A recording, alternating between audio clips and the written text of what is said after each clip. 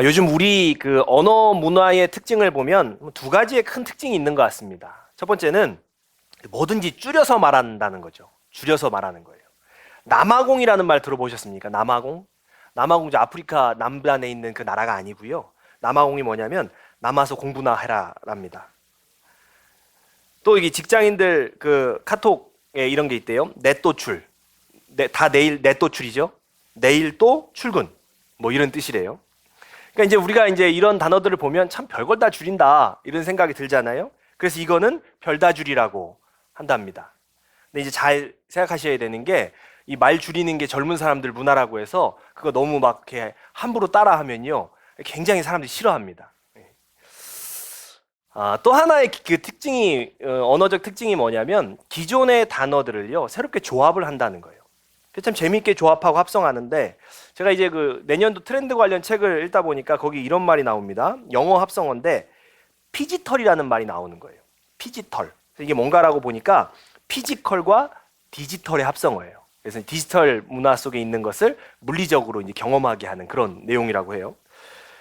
이게 이제 우리 삶 속에서 뭐 더 쉽게 또 익숙한 그런 요 신조 합성어들은 어떤 것들이 있냐면 뭐 집 밖에 안 나가는 거, 집 밖에 나가는 거 안 좋아하는 사람들 이런 사람들은 집순이, 뭐 집돌이 이렇게 부르고요. 또 반대로 집 밖에만 나가는 걸 좋아하는 사람은 또 어떻게 불러요? 박순이, 박돌이 뭐 이렇게 또 부릅니다. 그러니까 아무래도 뭐 이렇게 사람의 성향상 그러니까 밖에서 활동하는 걸 좋아하는 사람과 또 내향적인 사람과 이런 사람들을 그냥 재미있게 순화해서 이렇게 표현하는 거 아닐까 싶습니다. 뭐 요즘은 또 이제 뭐라고도 많이 부르겠습니까? 이형, 아이형 뭐 이런 식으로도 많이 또 하겠죠. 근데 오늘 본문을 보면 이 그 박돌이, 박순이, 집순이, 집돌이가 딱 맞는 그 본문에 사람들이 등장을 합니다. 그러니까 오늘 그 본문을 좀 이 표현을 들어서 이 얘기를 해보면 에서는 밖에 돌아다니는 박돌이였던 것 같고 야곱은요 집에 있는 집돌이였던 것 같아요. 그 MBTI를 얘기하면 에서는 이고 야곱은 아이였던 것 같아요. 물론 이거 딱 맞진 않습니다. 그러니까 에서는 박돌이고 야곱은 이 집돌이였다는 거예요. 창세기를 좀 구분을 해서 보면은 창세기는 11장까지는 창조 이야기를 포함해서 이제 원역사의 이야기로 서술되고 있고요. 12장부터는요 아브라함을 이제 족장으로 시작하는 족장사의 이야기를 또 이 이스라엘이 어떻게 민족이 되어가는지를 쭉 서술을 해나가고 있습니다. 그래서 아브라함은 이삭을 낳고 이삭은 리브가와 결혼해서 에서와 야곱을 낳는 거죠. 그리고 오늘 본문은 어떻게 시작하고 있습니까? 이 두 아들이 자라서라고 시작을 하고 있죠. 이 두 아들이 자라서 에서는요 능숙한 사냥꾼인 들사람이 되었고 야곱은 조용한 사람이 돼서 장막에 거주했다는 거예요. 에서는 저 밖에 나가는 들사람, 야곱은 이 집 안에 있는 장막에 거주하는 사람이 되었다는 거예요. 사실 당시 장막은요 여성 중심의 활동 공간이었습니다. 그러니까 들판은 남성 중심의 활동 공간이었고요. 그러니까 야곱이 장막에 거주했다 이 표현은 뭐냐면 어머니의 활동 반경 안에 머물렀다는 거예요. 어머니의 활동 반경 안에 머물렀다. 그러니까 사실 우리가 야곱의 인생을 이해하는 데 있어서 이 표현은요 굉장히 중요한 단서가 됩니다. 어머니 활동 공간에 머물렀다는 것. 그러니까 야곱의 곁에는 늘 어머니 리브가가 있었던 거죠. 사냥을 하면서 밖에 주로 다녔던 에서는 이 장막 밖에서 세상을 배우게 됩니다. 그 들판에서 세상을 배워요. 그렇게 세상을 돌아다녀 보니까 세상에는요 자신과 동일한 민족만 있는 게 아닌 거예요. 다른 민족들도 있습니다. 그러니까 다른 민족들에 대한 호기심도 생겼을 수 있고 그들과 또 친숙하게 지냈을 수 있죠. 그래서 결국에 이 에서는 해쪽 속의 여인을 만나서 결혼을 합니다. 그러나 장막에 머물렀던 야곱의 삶은 어떻습니까? 야곱은요 리브가의 곁에서 세상을 이해하고 세상 사는 법을 배우게 됩니다. 그러니까 우리가 이제 보통 야곱이 속임수에 능하다 이렇게 평가를 하는데 그러니까 그 영향은 리브가의 영향이 크다라고 볼 수 있는 거예요. 사실은 우리가 야곱을 볼 때 좀 편견을 가지고 보죠. 야곱하면 좀 속임수에 능한 사람, 좀 속이는 사람, 사기꾼 이런 식으로 좀 색안경을 쓰고 보는데 그런데 성경을 좀 가만히 살펴보면 야곱이요 처음부터 속인 사람은 아니었습니다. 야곱이 장자권을 얻기 위해서 처음부터 속임수를 쓴 건 아니었다는 거예요. 고대 메소포타미아 이 문명 속에서는요, 장자권을 매매하는 문화가 있었다고 합니다. 그러니까 우리의 유교적인 사고 속에서 잘 이해 안 될 수 있습니다. 그 장자권은 날 때 그냥 정해지는 거지 사고 파는 거 아니라고 생각할 수 있지만, 고대 메소포타미아의 문명 속에서는 이게 사고 팔 수 있는 그런 문화가 있었다는 거예요. 그러니까 이 야곱은요, 형 에서로부터 이 장자권을 정당하게 매입을 하려고 한 거예요. 그럼 이제 이 에서에게 이 장자권을 살려고 하면 뭐가 필요합니까? 그만한 가치에 뭔가 바꿀 게 있어야 되는데, 문제는 야곱은 들에 나가 사냥을 안 하니까 뭐 마땅한 걸 구할 수가 없는 거죠. 뭐 마땅한 걸 구할 수가 없었죠. 그래서 어떻게 해야 될까? 이제 뭐 그 물물 교환도 어렵고 이런 상황이었습니다. 이제 그러던 중에 어떤 일이 생기냐면 팥죽 사건이 일어나는 거예요. 어느 날 형 에서가 사냥해서 돌아왔습니다. 막 굉장히 허기져 있고 굉장히 배고픔에 지친 상태에서요, 야곱이 그 형 앞에 팥죽 한 그릇을 딱 내놓는 거죠.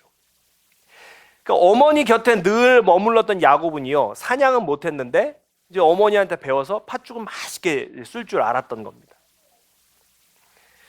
에서는요, 그 순간에 팥죽을 원했고, 야곱은 딱 맞는 장자권 이 매입의 상황을 이제 딱 만난 거죠. 그러니까 수요와 공급이 맞으니까 거래가 성사된 겁니다. 에서는 그 순간 팥죽 한 그릇에 장자권을 팔아버린 철없는 사람이 됐지만, 야곱은요, 정당하게 값을 치르고 장자권을 매입하게 된 겁니다. 야곱은 일단은 형에게 장자권을 정당하게 매입하는 게 이제 성사가 된 거예요. 근데 이 장자권을 완전하게 이제 이양받기 위해서는, 완전히 이제 이것을 인수하기 위해서는요, 아버지가 돌아가실 때, 아버지의 유언 때에 장자의 축복의 안수를 받아야 돼요. 이게 난관이죠. 이때 누가 끼어듭니까? 리브가가 이 야곱의 인생에 끼어드는 거예요. 리브가는 이 야곱에게 이야기합니다. 너 아버지 속여서라도 이 기도를 받아와라. 하지만 야곱은요, 뭐라고 얘기하냐면, 아버지가 나를 만졌을 때 속인 게 들통나면은 이거 축복은커녕 저주를 받는다. 큰일 난다. 질겁을 하는 거죠. 사실 아마도 야곱은 정당하게 장자권을 매입을 했기 때문에 아마도 아버지를 속여서 안수받을 생각 자체가 없었던 것 같아요. 그런데 이삭이 곧 에서에게 장자의 축복을 할 거다, 기도를 할 거다라는 상황이 막 이제 진행이 되니까 누가 급해졌냐? 리브가가 마음이 급해진 거예요. 사람은요, 급할 때, 위기의 상황이 오면 그때 진짜 본 모습이 나옵니다. 그때 진짜 본 모습이 나와요. 리브가가 이 아버지 속일 수 없습니다라고 얘기하는 야곱에게요, 마음이 급해지니까 뭐라고 얘기하냐면 이렇게 얘기합니다. 창세기 27장 13절입니다. 우리 함께 보겠습니다. 시작. 어머니가 그에게 이르되 내 아들아 너의 저주는 내게로 돌아가리니 내 말만 따르고 가서 가져오라. 아멘. 리브가 이 말은 어떤 의미입니까? 죽어도 내가 죽을 테니까 너는 내가 시키는 대로만 해라. 죽어도 내가 죽는다. 너는 시키는 대로만 해라. 리브가의 이런 행동과 말은요, 소위 지금 말하는 이 가스라이팅인 거예요. 리브가의 강요에 의해서 야곱은요, 아버지를 속여서 결국 그 장자의 안수 기도를 받습니다. 장자권을 완전히 얻어내는 데는 성공을 하는데 결국 금방 아버지와 형에게 그 속임수를 쓴 게 탄로가 나죠. 그리고 하루아침에요, 브엘세바에서요, 바단 아람으로 망명길을 떠나게 됩니다. 도망가게 되는 거죠. 그러니까 어머니의 잘못된 요구를 거절하지 못한 야곱이 그 치러야 하는 그 대가는요, 정말 만만치가 않았습니다. 너무나 컸습니다. 자신을 죽이겠다는 형 에서를 피해서 일단 도망을 쳤어요. 바단 아람의 외삼촌네 집으로 갑니다. 그런데 문제는요, 외삼촌 라반은요, 바단 아람의 최고의 사기꾼이었어요. 속이는 기질이 아주 그냥 대단한 사람이었습니다. 그러니까 라반에 비하면 야곱은 완전히 애송이 사기꾼인 거예요. 이 야곱은요, 이 라반 밑에서 20년을 농락당합니다. 참 신기한 게 뭐냐면, 아버지 이삭의 시력이 약해지니까 그 시력이 약한 아버지를 속이지 않아요? 그런데 야곱은요, 첫 아내로 사랑했던 라헬이 아니라 시력이 약한 레아를 얻어요. 창세기 29장에 보면은 레아는 시력이 약했다고 써 있거든요. 시력이 약한 아버지를 속이니까 시력이 약한 아내를 얻게 돼요. 사실 야곱은 처음부터요, 레아가 아닌 라헬과 결혼을 하기를 원했습니다. 우리 너무 잘 아는 얘기죠. 그래서 7년을 성실하게 일했어요. 라헬을 얻기 위해서요 정당한 값을 치렀습니다. 라헬과 결혼하기 위해 7년 동안 정당한 값을 치러요. 그런데 라반에게 속아갖고서는 라헬이 아닌 레아를 얻습니다. 야곱이 7년 동안 수고하고 피땀 흘렸던 그 순간의 노력들이 다 사라질 위기에 처한 거예요. 쉽게 말하면 야곱도요 지금 위기의 상황을 만난 거예요. 어머니 리브가가 위기의 상황에서 자기의 진짜 모습을 드러냈던 것처럼 야곱도요 이 위기의 상황에서 자신의 진짜 모습을 드러낼 순간을 만난 거죠. 동생을 먼저 시집 보낼 수 없다. 라반 아주 뻔뻔하게 나옵니다.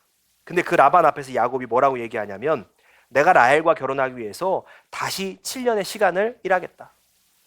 야곱은요 라헬을 얻기 위해서 7년의 시간을 다시 바치는 거예요. 그러니까 야곱은 자신이 사랑하는 사람과 결혼하기 위해서 총 14년이라는 시간을 정직하게 일합니다. 그러니까 라헬을 얻기 위해서 야곱의 입장에서 보면 진짜 억울할 정도로 정당한 값을 치러요. 야곱이 라헬을 얻는데 어떤 술수가 있었냐? 속임수가 있었냐? 전혀 그런 거 없습니다. 정직했습니다. 사실 이것이 야곱의 진짜 모습인 거예요. 야곱이 아버지 속이고 바단 아람에 가서 뭐 고생을 해가지고 그 사람이 바뀌고 그런 거 아닙니다. 야곱은요 형 에서에게서부터 형 에서 그 장자권을요 정당하게 값을 주고 사려고 했던 사람이에요. 원래 야곱의 모습이 그런 모습입니다. 그런데 야곱에 뭐가 실수가 있었냐면 어머니의 부당한 요구를 거절하지 못한 거예요. 리브가의 잘못된 요구를 거절하지 못함으로써 야곱은요 기독교 2000년 역사 속에서요 항상 사기꾼, 항상 야가 빠진 사람, 항상 속임수를 쓰는 사람으로 낙인 찍힌 거예요. 우리가 생각해 볼 게 있죠. 야곱은 왜 이 어머니의 그 부당한 요구를 거절하지 못했을까? 야곱은 왜 그 어머니의 부당한 요구를 거절하지 못했을까?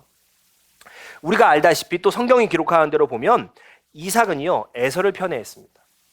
그리고 리브가는 야곱을 편애했습니다. 야곱이 살던 시대는 어떤 시대냐면 족장 시대예요. 이 족장 시대에는 아버지가 족장이 되는 거고 그 아버지는요 정치적으로, 경제적으로, 영적으로 모든 권력을 갖는 권력의 집합체예요. 자, 그런데 그 아버지에게 누가 인정을 받아요? 에서가. 그 아버지에게 야곱은 인정을 받지 못합니다. 사랑을 받지 못해요. 항상 사랑은 형의 몫이었어요. 대신에 야곱은 리브가에게 사랑을 받습니다. 그러니까 사실 보면 야곱에게 유일한 사랑의 공급처는 어머니 리브가였던 거예요. 큰 존재인 아버지에게는 사랑을 못 받았지만 어머니에게만은 인정을 받을 수 있었죠. 그러니까 어쩌면 그래서 더 장막에 머물렀을 수도 있어요. 어머니에게 인정받고 사랑받으니까 장막에 더 머무를 수 있었습니다. 그래서 그 어머니가 지키면서 팥죽 쏘는 것도 배우고 뭐 그러면서 어머니 사랑을 받았던 거죠. 우리가 사람의 그 어떤 그 마음을 보면 사람은요 사랑받고 인정받을 때 어떻게 생각하냐면 나 좀 괜찮은 사람이구나. 무의식적으로 자신의 존재를 거기서 확인을 해요. 내가 사랑받고 내가 인정받을 때 사람은 거기서 자기의 존재를 인정받고 거기서 확인하고 안심하는 거죠. 그러니까 그 야곱이 온전히 지금 사랑받을 수 있는 그 통로라는 것은 어머니밖에 없는데 그 어머니까지도 야곱에게 사랑을 거둔다? 야곱은요 어머니마저도 자신에게 사랑을 거두어 간다라면 그것은요 야곱 자신이 사라지는 것 같았을 거예요. 내가 이 어머니에게까지도 사랑을 받지 못한다? 그럼 나라는 존재가 이 세상에서 없어지는 것 같은 느낌이었을 거예요. 아무도 나를 사랑해 주지 않고 아무도 나를 인정해 주지 않는 것은요 야곱에게 너무 두려운 일이었어요. 그래서 그 어머니의 부당한 요구를요 거절하지 못한 거예요. 어머니의 부당한 요구를 거절한다는 것은 야곱에겐 죽는 것과 같은 거였으니까요. 그래서 야곱은 리브가의 요구대로 아버지를 속입니다. 야곱에게 사랑받지 못한다는 거, 그것은 사실은 아버지를 속이는 것보다 더 무서운 일이었던 거죠. 그러니까 야곱은 아무에게도 사랑받지 못한다는 이 두려운 일, 아무에게도 인정받지 못한다는 이 두려운 일을 피하고 싶어서 아버지를 속였습니다. 그런데요, 결국 그 두려운 일이 야곱에게 일어나요. 아버지를 속인 야곱은요, 그 어머니의 장막, 사랑받고 인정받는 어머니의 장막에서 떠날 수밖에 없게 됩니다. 자신을 인정해주고 사랑해주는 야곱의 전부였던 장막에서 떠나야만 했습니다. 결국 그렇게 장막을 떠나서 야곱이 황급히 도망치다가요, 너무 지쳐서 베델에서 잠시 쉽니다. 그래서 이 베델에서 차디찬 돌베개를 베고 잠시 잠이 들어요. 야곱이 아마 그 베델에서 돌베개를 베고 잠이 든 순간, 그 순간은요, 야곱 자신은요, 마주하고 싶지 않았던 순간이었을 거예요. 나를 인정해주고 사랑해주는 사람이 하나도 없습니다. 나 홀로 남겨지는 고독한 순간입니다. 야곱은 마주하고 싶지 않았던 순간이에요. 그런데 그렇게 혼자 남겨져 있을 때, 베델에서 그 차가운 돌베개를 베고 혼자 고독하게 남겨져 있는 그 순간에요, 하나님 찾아오셔서 말씀을 하시는 거예요. 창세기 28장 15절입니다. 우리 같이 읽겠습니다. 시작. 내가 너와 함께 있어 내가 어디로 가든지 너를 지키며 너를 이끌어 이 땅으로 돌아오게 할지라. 내가 내게 허락한 것을 다 이루기까지 너를 떠나지 아니하리라 하신지라. 아멘. 야곱이 인생에서 어떻게든 피하고 싶었던 그 고독한 시간에, 그 순간에 하나님은 찾아오셔서 말씀하시는 거예요. 내가 너와 함께 있다. 내가 너를 떠나지 않을 것이다. 사실 야곱이요, 그의 전부라고 생각했던 그 장막을 떠나지 않았다면, 그가 베델에서 그 차가운 돌베개를 베지 않았다면 하나님의 이 음성은 들을 수가 없었을 것입니다. 야곱이 붙잡고 있던, 야곱이 모든 것이라고 생각했던 그것이 사라지고 인생의 차디찬 순간에 바로 그때 들어서야, 그제서야 하나님의 음성이 들린 거예요. 내가 너와 함께 있다. 야곱이 아버지의 사랑을 받지 못하는 그때도, 어머니의 사랑을 잃을까 봐 두려워서 부당한 요구에 거절하지 못하는 그 순간, 아버지를 속이는 그때도, 그리고 사기꾼이 됐을 때도, 차디찬 인생의 밑바닥에서 지쳐 잠이 들었을 때도 하나님은요, 야곱과 함께 하셨다는 거예요. 내가 어디에 있든, 내가 어떤 모습이든 하나님은요, 우리와 함께 하십니다. 그러나 여전히 우리가요, 나는 이 사람한테 인정받지 않으면 안 돼. 난 정말 이거 아니면 끝이야. 이렇게 생각하고 살아간다면 여러분, 우리는요, 여전히 리브가의 장막에 머무는 야곱과 같은 거예요. 하나님은 내가 어디에 있든, 내가 어떤 모습이든 하나님은 나와 함께 하시는데, 우리가 여전히 내가 이 사람한테 인정받으면 안 되지, 내가 여기 이거 아니면 안 되지라고 거기에 계속 붙잡혀 있다라면 리브가의 장막을 떠나지 못하는 야곱과 우리는 동일한 인생이라는 거죠. 여러분, 그 장막에서는요, 내가 너와 함께 한다라는 하나님의 음성을 들을 수가 없습니다. 야곱이 하나님의 음성을 들은 곳은 베델입니다. 하나님의 집이라고 불리는 베델 땅이었어요. 내가 부여잡고 있는 장막에서는요, 결코 하나님의 음성을 들을 수가 없습니다. 야곱은 하나님의 집에 들어선 뒤에야 비로소 하나님을 만났습니다. 그리고 지난 날을 보게 되는 거예요.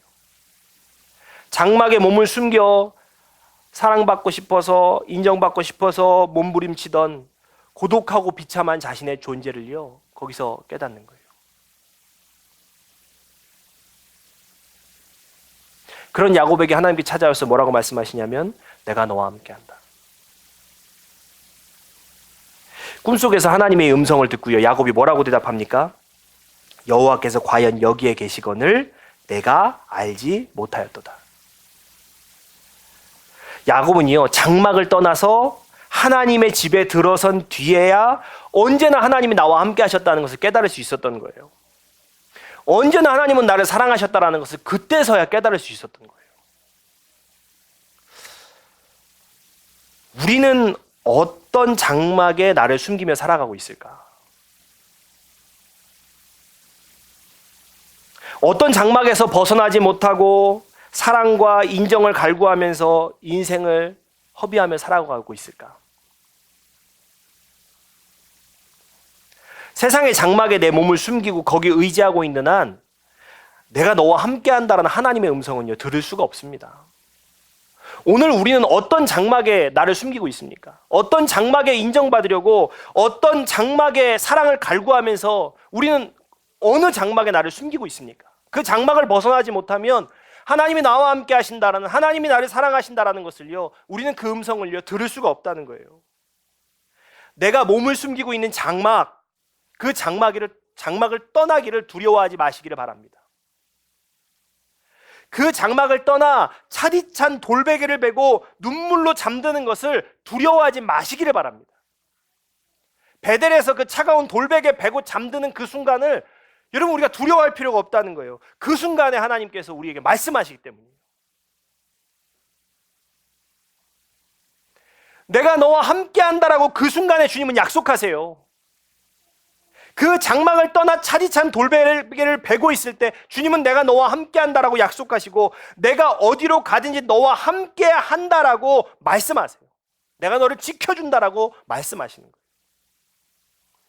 여러분, 우리는요 야곱이 밧단 아람에서 보낸 시간들을요 아버지를 속인 어떤 대가로서 보낸 시간이라고 생각을 합니다. 그런데 야곱은요 자신의 아내들에게요 그동안의 시간을 어떤 시간이라고 고백하냐면 이렇게 고백을 해요. 창세기 31장입니다. 창세기 31장 5절로 9절입니다. 우리 같이 읽겠습니다. 시작. 그대들의 아버지의 안색을 본즉 내게 대하여 전과 같지 아니하도다. 그러할지라도 내 아버지의 하나님은 나와 함께 계셨느니라. 그대들의 아버지가 나를 속여 품삯을 10번이나 변경하였으니나 그러나 하나님이 나를 막으사 나를 해치지 못하게 하셨으며 하나님이 이같이 그대들의 아버지의 가축을 빼앗아 내게 주셨느니라. 아멘. 야곱이 밧단 아람에서 보낸 시간은요 장막을 떠나 매 순간 하나님이 함께 하셨음을 온몸으로 경험한 시간이었습니다. 그 밧단 아람에서의 시간이 단순히 아버지를 속인 징계의 시간이 아니라 그가 그 밧단 아람에서 보낸 그 고난, 그 어려움, 그 시간들은요 정말로 온몸으로 하나님을 경험하는 시간이 되었다는 거예요. 베델에서 내가 어디로 가든지 지켜주시겠다라고 약속하신 그 하나님이 실제 야곱의 삶에 어떻게 역사하시는지를 온몸으로 경험한 시간이었다는 거예요. 그 베델에서 약속하신 하나님, 내가 너와 함께하리라는, 내가 너를 지키리라는 그 하나님의 약속을 밧단 아람의 시간에서요 온몸으로 경험할 수 있었다는 거죠. 나를 지키고 나를 보호하는 것은요 내가 부여잡고 있는 장막이 아닙니다. 나를 지키시고 나의 존재를 지키시는 것은 그 장막이 아니라는 거예요. 이제는요 우리가 붙잡고 있는 그 장막을 떠나서 나와 함께 하시는 하나님을 만나실 수 있기를 주님의 이름으로 축복합니다. 내가 어디로 가든지 언제나 나를 지켜주시고 나와 언제나 함께 하시며 나를 돌보시는 그 하나님을요 만나고 경험하실 수 있는 우리의 인생이 되시기를 주의 이름으로 축복합니다. 여러분, 장막을 떠나십시오. 지금 우리가 붙잡고 있는 장막, 내가 인정받으려고 붙잡고 있는 장막, 때로는 집착하고 있는 그 장막을 떠나셔서 하나님의 음성을 듣고 날마다 나와 함께 하신 하나님, 내게 은혜 주신 하나님, 나를 지키시는 하나님, 그 하나님을 온몸으로 경험하시는 인생 되시는 저와 여러분 되시기를 주님의 이름으로 축복합니다. 아멘. 우리가 찬양하고 기도하겠습니다.